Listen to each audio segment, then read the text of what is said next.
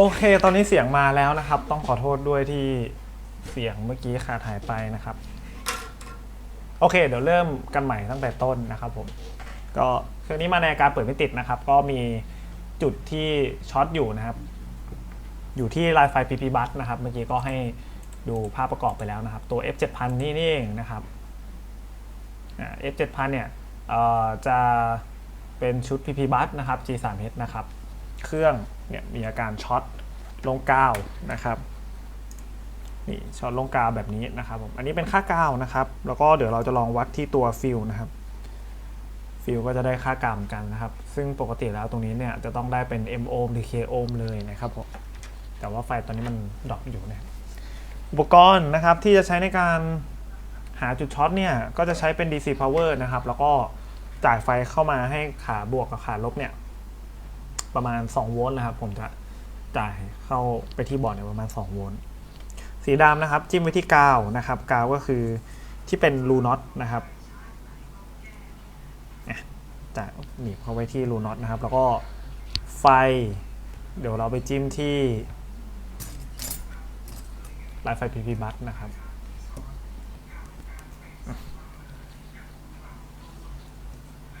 อุปกรณ์ตรงนี้พร้อมนะครับแล้วก็ผมจะใช้อุปกรณ์ช่วยอีกอย่างหนึ่งนะครับจะเป็นกล้องนะครับตรวจจับความร้อน Seek Thermal นะครับแล้วก็มือถือนั่นเอง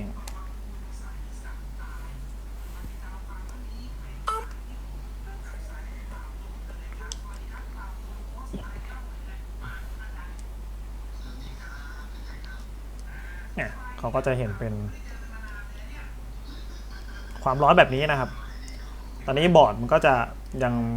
ไม่ร้อนนะครับยังเห็นเป็นแบบว่าสีน้ำเงินอยู่นะครับนี่ผมก็จะทำการลองจ่ายไปแล้วก็เดี๋ยวลองแพนกล้องไปดูนะครับว่ามีตรงไหนที่มันร้อนบ้างหรือเปล่านะครับ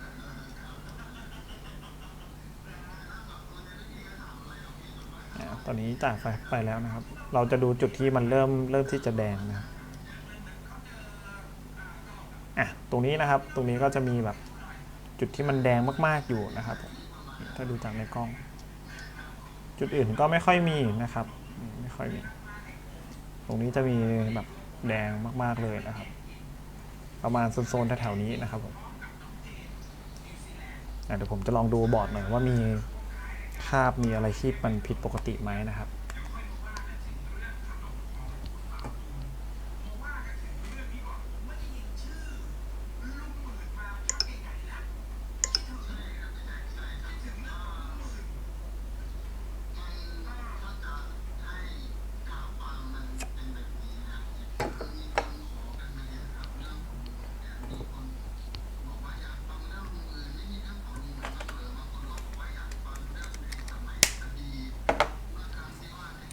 โอเค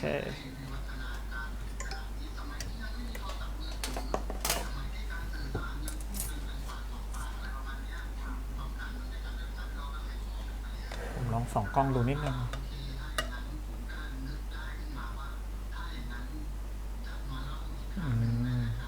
2 ตัว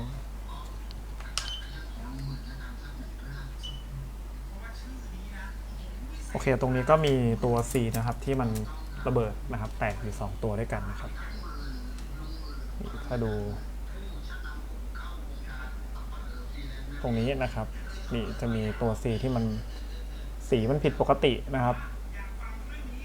ตัวอื่นก็จะเป็นแบบขาวๆหน่อยตัวนี้จะแตกแล้วก็เป็นสีน้ำตาลแล้วนะครับ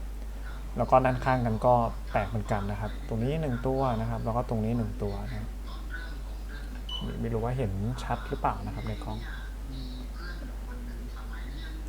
เดี๋ยวผมจะทำการเปลี่ยนนะครับอะไรตรงนี้แล้วก็เดี๋ยวเรามาดูกันนะครับว่าจุดที่เป็น F7,000 ตรงนี้เนี่ยหายช็อตไหมนะครับนี่วิธีดูนะครับว่าตรงที่มันมีการระเบิดเนี่ยตัว C มีการระเบิดหรือแตกเนี่ยมันเป็นลายเดียวกันกับ PP Bus ไหมนะครับเราก็มาดูตรงนี้เราก็จะดูตามเส้นสีแดงตรงนี้นะครับนี่มันก็จะโยงมาทางด้านนี้พอซูมเข้าไปนะครับตัวที่มีการแตกเนี่ย ก็จะเป็นลาย PP Bus เหมือนกันนะครับตรงนี้1ตัวนะครับแล้วก็ตรงนี้1ตัววางคู่กันเลยนะครับก็เป็นลายไฟ PP Bus นะครับ G3H เหมือนกันนะครับเป็นตัว C เนาะ C6585 แล้วก็ C6505 นั่นเองโอเคเดี๋ยวผมจะทำการเปลี่ยนนะครับ2ตัวนี้เดี๋ยวผมหาอะไรก่อน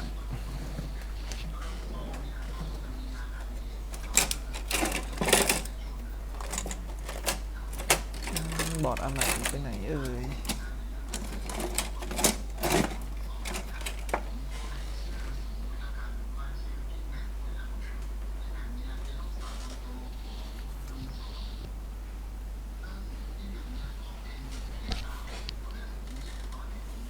โอเคอันนี้ได้อะไรมาแล้วเดี๋ยวทำการยกตรงนี้ก่อนนะครับ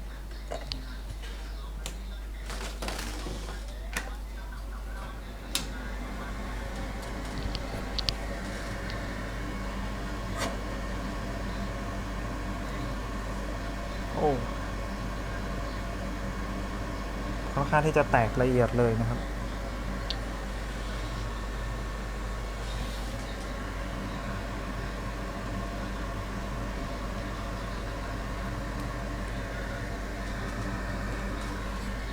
ตอนนี้กำลังจะทำการยกนะครับตัวชิปตัวนี้2ตัวนะครับ8665856505นะครับ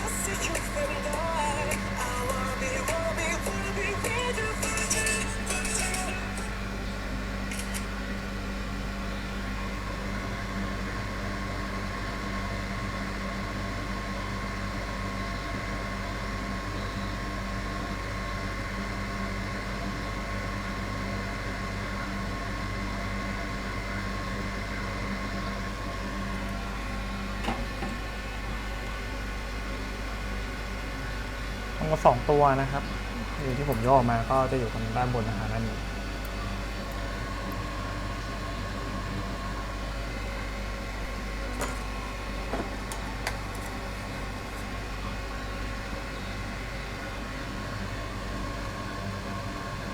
เดี๋ยวเติมตะกั่วใหม่ไปนิดนึงนะครับเพื่อที่เวลาเราวางอะไรเข้าไปเนี่ยจะได้วางง่ายๆนะครับ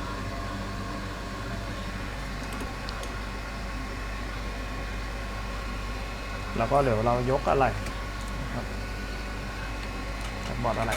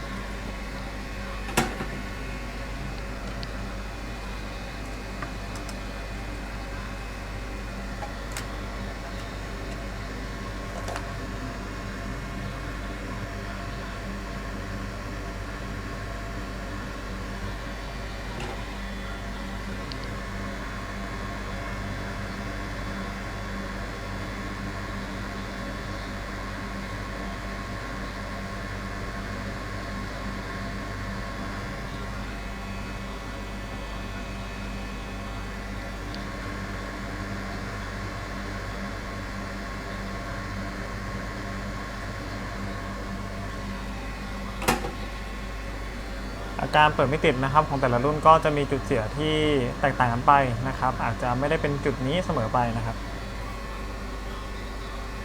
เพราะว่าบนตัวเมนบอร์ดมีอุปกรณ์ค่อนข้างที่จะเยอะนะครับมากๆเลย ถ้ามีตัวใดตัวหนึ่งนะครับที่เสียนะครับก็ทำให้เครื่องนะครับผิดปกตินะครับ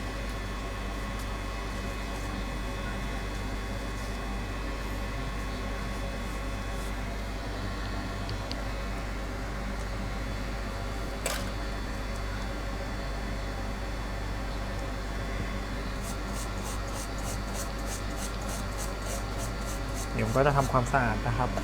ดูคราบนะครับเอาคราบน้ำยาฟักนะครับแล้วก็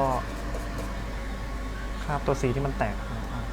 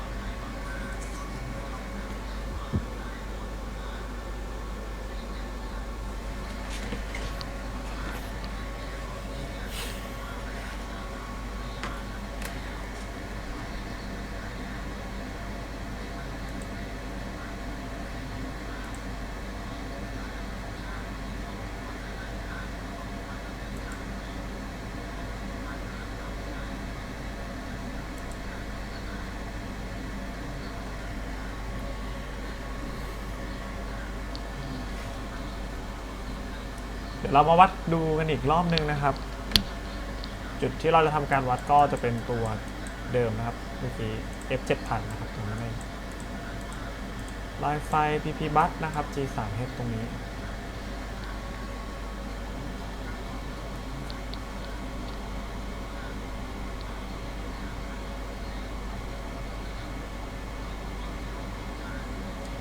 ตอนนี้ค่าโอห์มขึ้นมาเป็น M โอห์มแล้วนะครับ 6.35 6.36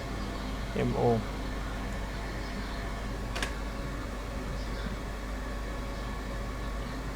เป็น M โอห์มแล้ว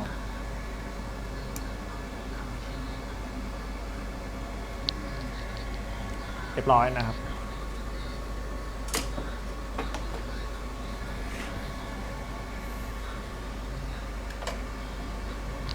ต่อไปเป็นขั้นตอนการประกอบเทสนะครับเดี๋ยวผมจะ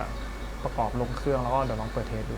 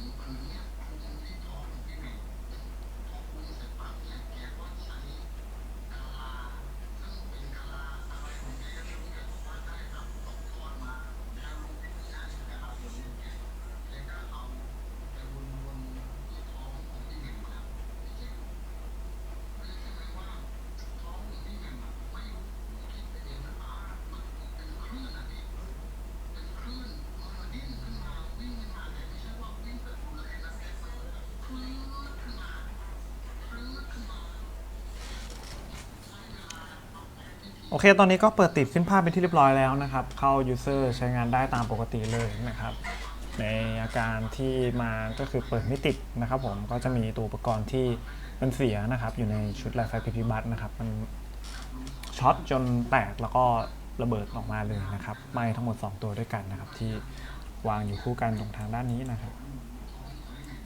ก็คือตัว C6505 นะครับแล้วก็ C6585 นั่นเองนะครับตรงนี้2ตัวอันนี้ก็เสร็จนะครับเสร็จงานเป็นที่เรียบร้อยนะครับหลังจากนี้ผมก็จะไปประกอบเครื่องแล้วก็ให้ลูกค้าได้ใช้งานนะครับเหมือนเดิมยังไงก่อนจากกันไปนะครับช่างเป้ก็ขอฝากร้านไว้ด้วยนะครับผมร้านเนี่ยจะมีทั้งหมด10 สาขาด้วยกันนะครับสามารถไปดูตำแหน่งหน้าร้านนะครับบนหน้าเว็บไซต์ได้เลยนะครับแล้วก็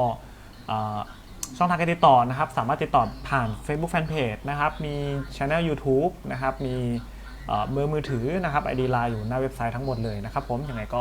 ขอฝากลาไปด้วยนะครับผมสำหรับวันนี้ช่างเป้ขอตัวลาไปก่อนครับเดี๋ยวเจอกันใหม่ไลฟ์สดครั้งหน้าครับสวัสดีครับ